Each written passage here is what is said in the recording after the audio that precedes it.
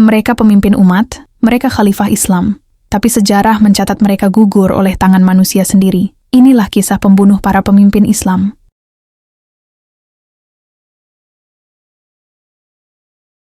Abu Lu'lu'ah. Abu Lu'lu'ah yang bernama asli Pirous Nahavandi adalah seorang pengrajin yang sangat terampil, ahli bangunan, tukang kayu, dan pandai besi. Namun, badai perang membawanya menjadi tawanan. Ia berakhir di Madinah sebagai budak milik Al-Mughirah bin Syu'bah. Di tengah kota yang bercahaya itu, Pirous menyimpan mendam dendam yang pekat. Setiap kali ia melihat anak-anak tawanan Persia di Madinah, ia mengusap kepala mereka sambil berbisik dengan pilu. Umar telah memakan jantungku. Pirous merasa beban upeti yang harus ia setorkan kepada tuannya terlalu berat. Ia menghadap Khalifah Umar bin Khattab untuk mengadu. Umar, dengan keadilannya, bertanya tentang keahlian Pirous. Setelah tahu Pirous sangat ahli, Umar menilai upeti itu sebanding dengan penghasilannya.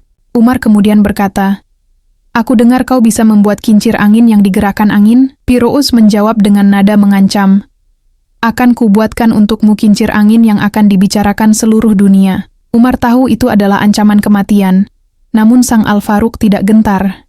Di balik bayang-bayang, Pirous tidak sendiri.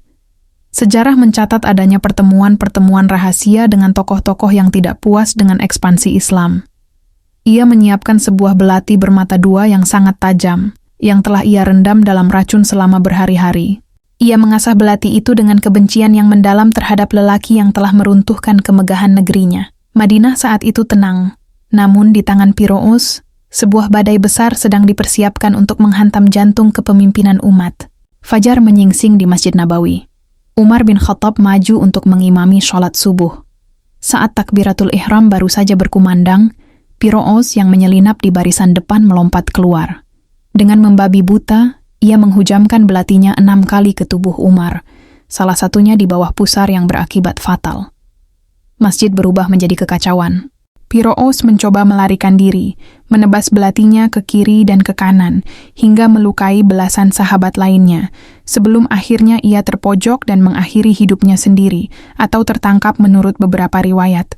Umar bin Khattab gugur sebagai syahid, meninggalkan duka mendalam yang tak pernah sembuh total dalam sejarah Islam. Abu Lu'lu'ah Fairuz menjadi simbol dari sisa-sisa dendam lama yang tak terpadamkan oleh hidayah. Tragedi ini menjadi pengingat bahwa bahkan pemimpin seadil Umar pun tidak lepas dari ancaman mereka yang hatinya tertutup oleh kebencian. Sebuah era keemasan sedikit goyah, namun warisan Umar tetap abadi, jauh melampaui tajamnya belati Pirous. Abdullah bin Sabah. Melalui propaganda dan fitnah. Dimulai di masa kekhalifahan Utsman bin Affan yang sedang berada di puncak kemakmuran, namun mulai diguncang riak kecil. Dari Yaman, muncullah seorang pria bernama Abdullah bin Sabah, yang dikenal sebagai Ibnu Sauda, putra wanita hitam. Ia mengaku telah memeluk Islam, namun tujuannya bukan untuk beribadah, melainkan untuk menanam benih keraguan. Ia berkelana dari Madinah ke Bashrah, Kufah, hingga Mesir, membawa narasi-narasi baru yang belum pernah didengar oleh para sahabat sebelumnya. Abdullah bin Sabah adalah ahli propaganda. Ia tidak menyerang Islam secara terang-terangan, melainkan masuk melalui kecintaan kepada keluarga Nabi, Ahlul Bait. Ia mulai menyebarkan doktrin ekstrim, seperti ide bahwa setiap Nabi memiliki penerima wasiat, wasyi, dan bagi Muhammad SAW, wasiat itu jatuh kepada Ali bin Abi Thalib. Dengan lincah, ia memutarbalikkan fakta dan memprovokasi rakyat untuk membenci gubernur-gubernur yang diangkat oleh Utsman, menciptakan jurang antara pemimpin dan rakyatnya. Benih yang ia tanam berbuah menjadi pemberontakan besar. Ribuan orang dari berbagai penjuru wilayah Islam mengepung Madinah. Abdullah bin Sabah berada di balik layar, menggerakkan massa dengan desas-desus palsu. Puncaknya adalah tragedi berdarah ketika Khalifah Utsman bin Affan syahid terbunuh saat membaca Al-Quran.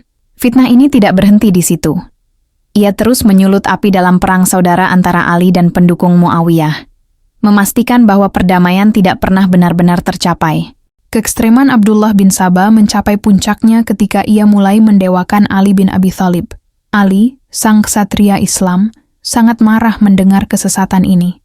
Beliau tidak diam. Ali memerintahkan untuk menangkap para pengikut Sabayyah dan memberikan hukuman yang sangat keras.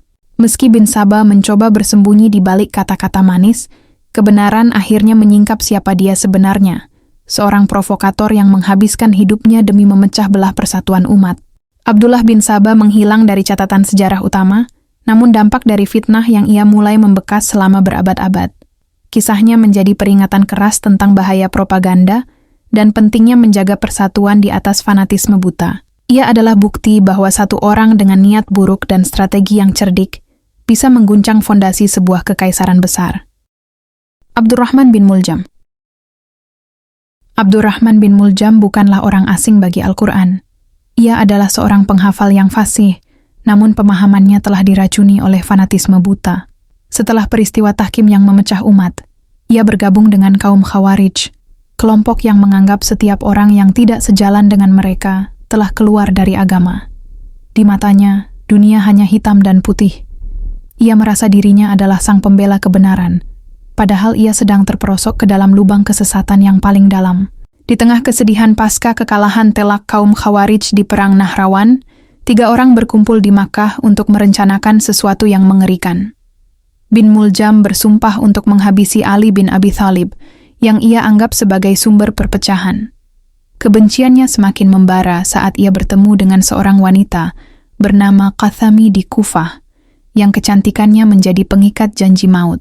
Mahar yang diminta Qathami bukan emas, melainkan kepala sang singa Allah, Ali bin Abi Thalib. Selama sebulan penuh di Kufah, Bin Muljam tidak hanya mengasah pedangnya, tetapi juga merendamnya dalam racun yang sangat mematikan seharga 1000 dinar. Ia bersembunyi di balik bayang-bayang Masjid Kufah, menunggu waktu yang tepat.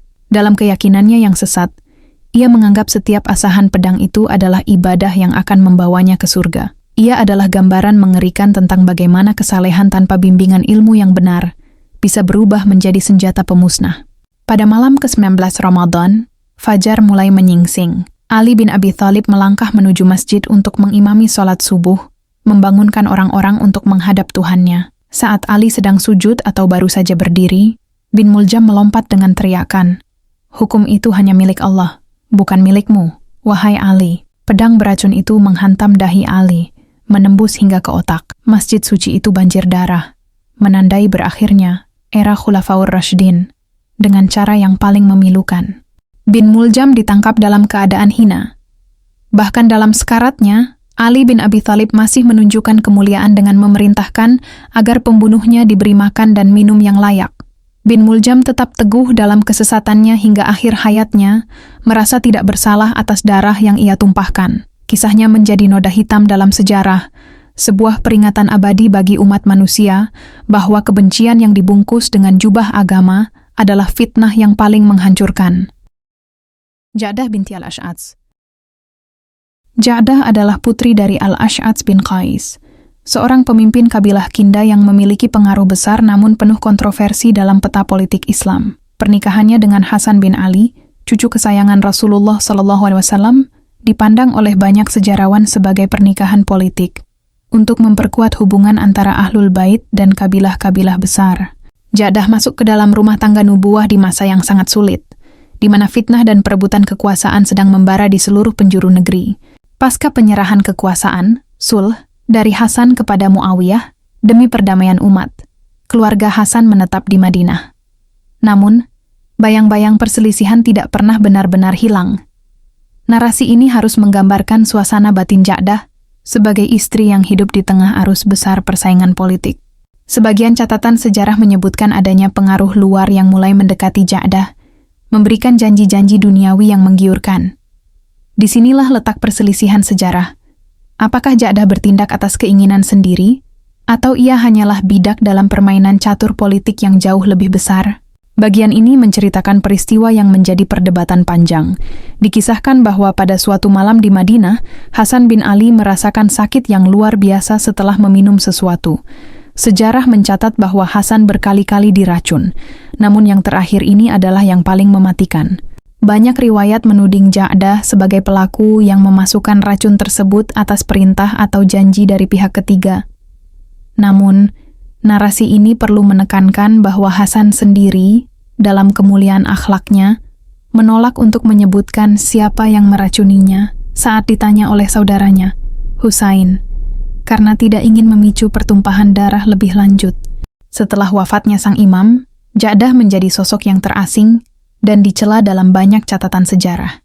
Dikisahkan bahwa janji-janji yang diberikan kepadanya, seperti pernikahan dengan putra mahkota kekaisaran saat itu, tidak pernah terwujud. Ia hidup dalam bayang-bayang tuduhan berat.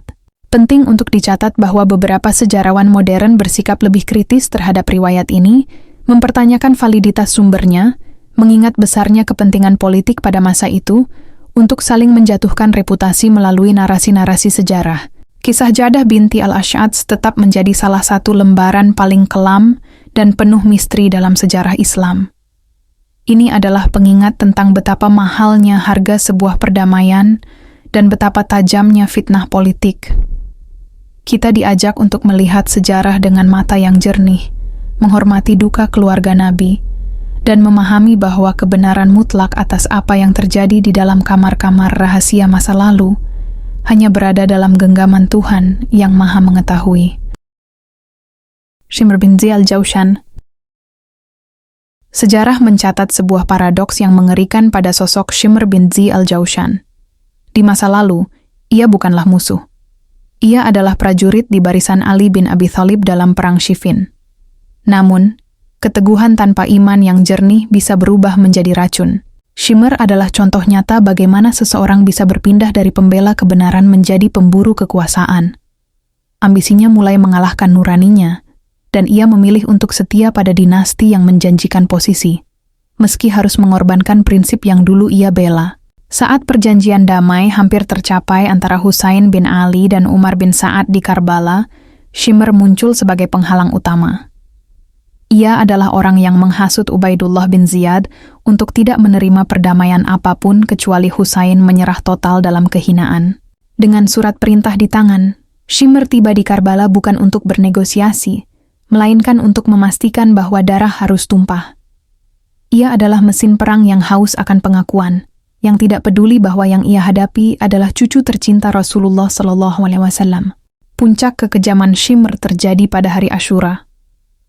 Ketika semua pejuang Ahlul Bait telah gugur dan Husain bin Ali tergeletak penuh luka, para prajurit lain ragu untuk maju karena kewibawaan sang imam.